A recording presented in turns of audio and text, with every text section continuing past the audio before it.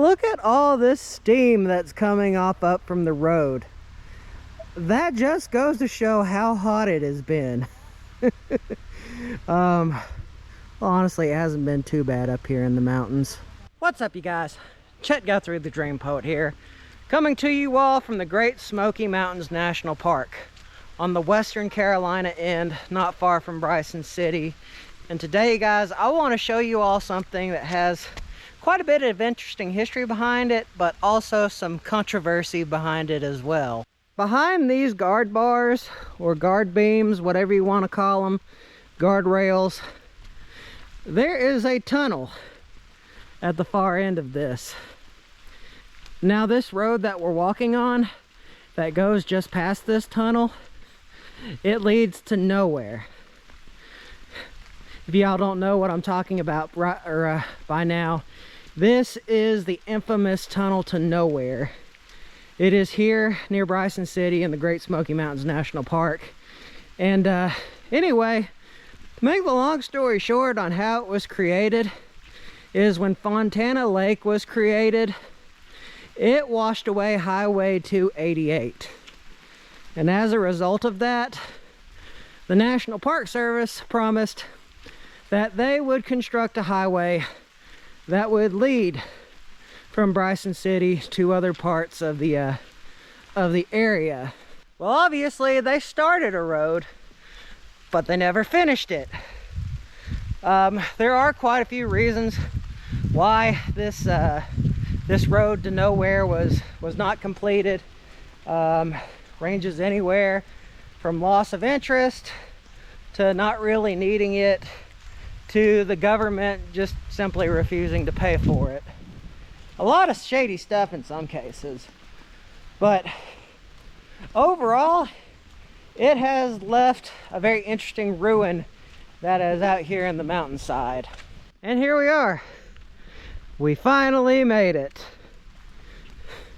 By the way, the road that goes up to this, it still is pretty decently long. Took about 13 minutes to get here to the tunnel, if that gives you all an idea on how long it takes to get out here. And I did not realize this, but this tunnel is very large. And it also has an echo to it. It kind of reminds me of, oh, that's a big echo. If you all have ever been to Gatlinburg and you all are leaving Gatlinburg, you'll all go under the tunnel, or in the tunnel. Well, this reminds me of something similar to that. Only this tunnel, you can, there's no cars. There's nothing. Just emptiness. And some graffiti. Kind of weird. And I'm not gonna lie, all of this is eerie. Like, in a way, it feels kind of haunted, or like I'm going through some kind of vortex. I'm not sure if anybody else has felt that way, or felt like something similar where, you know, you're just walking into a dark tunnel that seemingly goes to nowhere. Well, duh. This doesn't go anywhere. And despite a little bit of graffiti, it's actually in pretty decent shape. But regardless, this is cool. You know, I wonder what would happen if I added some light. You can't really see a whole lot. I mean, obviously, you can see all the graffiti on it. But take a look at the top. Look at all the work that went into that. Very impressive.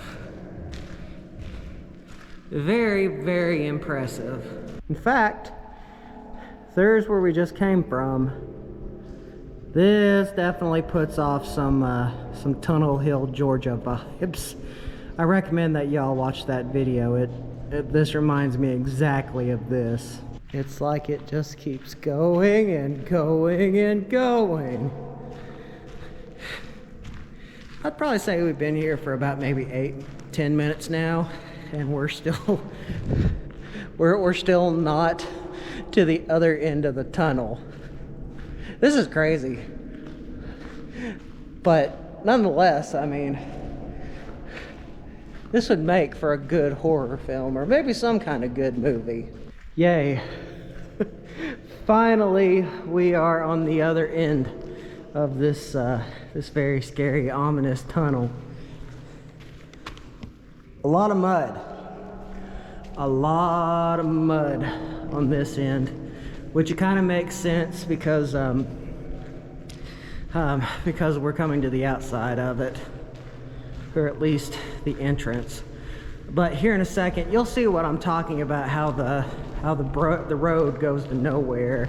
Now that we are out, and you can hear the other people messing around with the echo chamber that is in this old tunnel, let me show you all what I'm talking about, how this road just stops. If you paid attention to what the roads looked like on the outside of the tunnel, you all will have seen that they were painted, they were paved, but the moment that you get to the other side of the tunnel, you don't have any of that.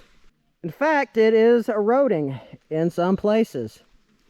But this does turn into a pretty nice trail once you go up the trail a little bit of ways. And there is even a bypass to this as well. So even though this tunnel did not serve its intended purpose, it still serves as a pretty cool tourist spot. I mean, I wasn't expecting it to be this cool. It's just like, it's dark, and I mean, I'd probably say it's at least maybe 500-600 feet in length. And it gets dark in there. Kind of like what we did in a few vlogs before. There is even some, it cools off even. It's a little bit of surprising. Well, maybe not so much surprising. Now, sadly, as you all can tell, this place has been hit pretty hard with graffiti, which kind of makes me a bit sad and frustrated, because it's like, even out in the middle of nowhere, we still can't have nice things. But anyway, you guys, that's not the point. I just don't like people that graffiti places like this.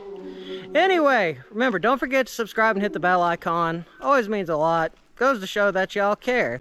So without further ado, you guys, this vlog is over.